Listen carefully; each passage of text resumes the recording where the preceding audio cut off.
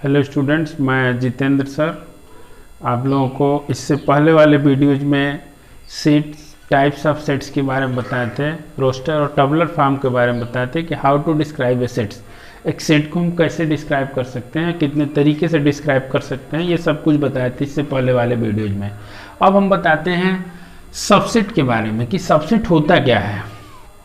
तो देखिए, a set capital A said to B a subset of set B, यानी एक सेट है कैपिटल ए, इसको हम एक दूसरा सेट बी का सबसेट तब कहेंगे if every element of A is also an element of B, यानी ए का प्रत्येक एलिमेंट बी में होना चाहिए। If every element of A, यानी ए का प्रत्येक element is also an element of B, यानी वो बी का एलिमेंट होना चाहिए। अब इसको हम लिखते हैं and we write A is a subset of B, यानी इसको हम ऐसे सिंबल से रिप्रेजेंट करते हैं A is a subset of B से।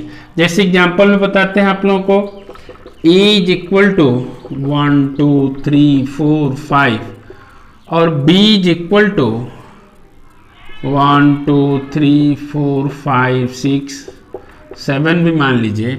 बस हमको मतलब इससे है कि ए का सारा एलिमेंट बी में है कि नहीं है। अगर ए का सारा एलिमेंट बी में है तो हम कहेंगे कि ए इज सबसेट ऑफ बी। तो देखिए यहाँ से ए का सारा एलिमेंट है बी में, देख लीजिए 1 2 3 4 5, इसमें भी 1 2 3 4 5। तो ए का सारा एलिमेंट जब बी में होगा तो कहेंगे ए इज सबसेट ऑफ बी। अब हमको बी से कोई मतलब नहीं, बी का सारा एलिमेंट ए में हो भी सकता है और नहीं भी हो सकता है। देखिए बी में 6 5 है, 6 7 है, इसमें 6 7 नहीं है, तो इससे हमको मतलब नहीं है। हम ए को बी का सबसेट कहेंगे, बस तभी कहेंगे जब ए का सारा एलिमेंट बी में हो। और बी में अधिक हो जाए, 10 20 50 100 अधिक हो जाए, उससे कोई मतलब नहीं है। बस हम मतलब इससे है कि ए का सारा एलिमेंट बी में होना चाहिए। अब सुनिए, जैसे ए का सारा एलिमेंट बी में है तो हम इसको A is a subset of B कह दिए, लेकिन बी को भी कुछ तो कह सकते हैं। जैसे A is a subset of B है तो ए का सारा एलिमेंट बी में है तो हम A is a subset of B कहे, तो बी को भी कुछ कह सकते हैं। तो बी को हम क्या कहते हैं? बी को सुपर सेट कहते हैं।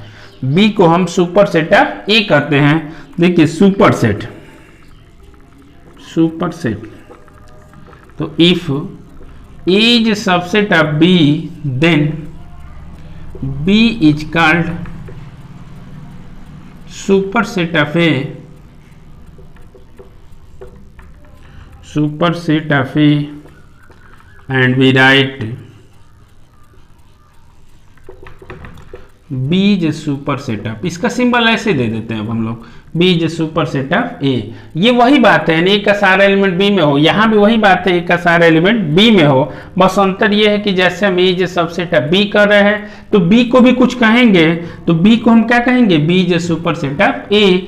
बस इसको उलट के लिख देंगे। इसको पढ़ने का तरीका है B is super set of A. तो अब आप लोग समझ गए होंगे कि सबसेट क्या होता है, सुपर सेट क्या होता है।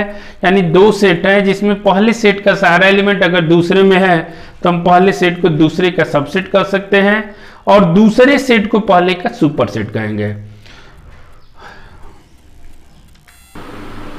अब देखिए प्रॉपर सबसेट। तो प्रॉपर सबसेट क्या होता है? If A is subset of B, it means A का सारा एलिमेंट बी में हो and A not equal to B, A B के बराबर न हो, then A is called proper subset of set B. तब हम ए को सेट बी का प्रॉपर सबसेट कहेंगे and we write A is subset, A is proper subset of B. इसको प्रॉपर सबसेट का सिंबल पढ़ते हैं।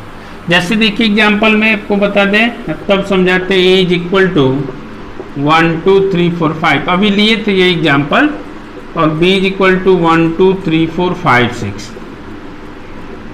7 भी ले लेते हैं। देखिए यहाँ ए का सारा एलिमेंट बी में है तो ये सबसेट तो कहलाएगा, लेकिन सबसेट में ये बांड था, वो सबसेट में बस ये था कि ए का सारा एलिमेंट बी में होना चाहिए, बी का सारा ए में भी हो सकता है तो भी हम उसको सबसेट कहेंगे। लेकिन यहाँ ये बांड है कि ए का सारा एलिमेंट बी में तो होना चाहिए लेकिन ए बी के बराबर नहीं होना चाहिए। इसका मतलब कि बी में कम से कम एक भी ऐसा एलिमेंट हो जो ए में ना हो। इसको हम सबसेट तो कहेंगे, इसको सबसेट भी कहेंगे, ये सबसेट ऑफ बी। इसी को हम प्रॉपर सबसेट भी कहेंगे क्योंकि ए का सारा एलिमेंट बी में है लेकिन बी में दो ऐसे एलिमेंट हैं जो ए में नहीं है, तो इसको हम लोग प्रॉपर सबसेट भी कहेंगे। सबसेट तो कह ही सकते हैं, यानी हम कह सकते हैं कि every proper subset is a subset, यानी जितने भी प्रॉपर सबसेट है वो सबसेट कहलाएंगे किसी भी सेट का।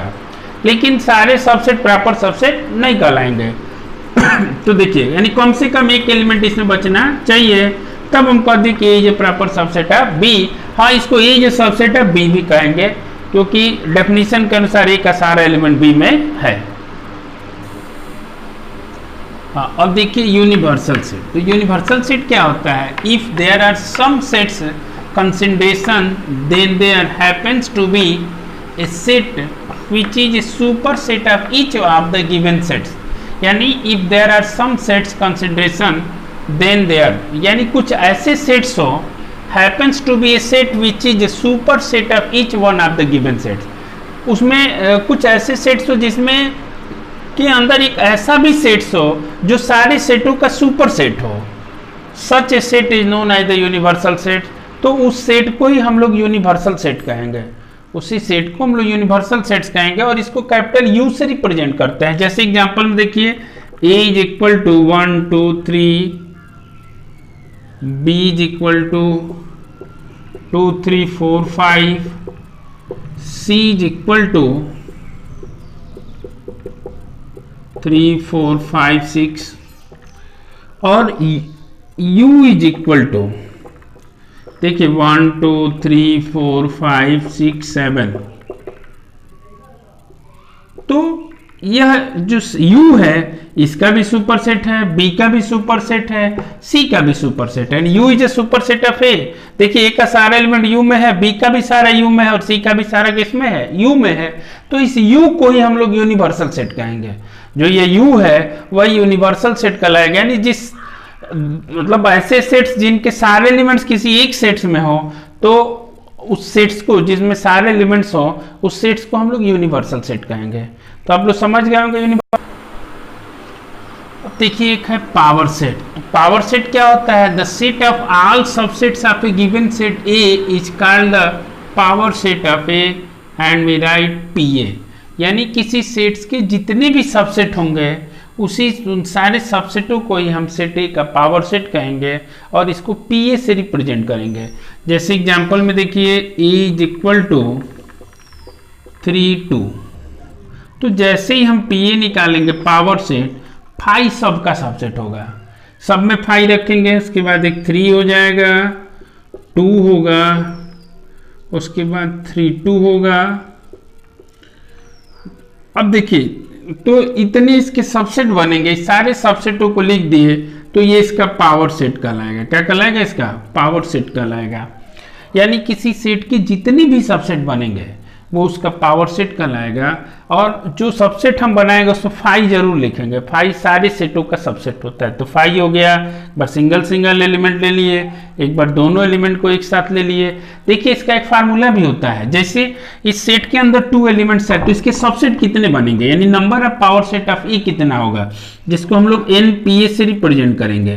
तो NPA का मतलब जैसे Na माने number of elements in A 2 है, तो जो NPA होगा यानी number of power set of A जो होगा वो 2 टू द पावर n माने जितने 2 का पावर n यानी 2 एलिमेंट्स है, तो ये 2 टू द पावर 2 यानी 4 इसके सबसेट हो गए। सपोज दैट जिससे a इज इक्वल टू एक ही एलिमेंट है केवल 4, तो इसका जो पावर सेट बनेगा देखिए एक 5 होगा और एक 4 होगा। तो अब ये देखिए यहां से हम फार्मूले से अगर लेते हैं तो Na 1 है, और जब NPA लेंगे तो ये हो जाएगा 2 का पावर 1 यानी 2।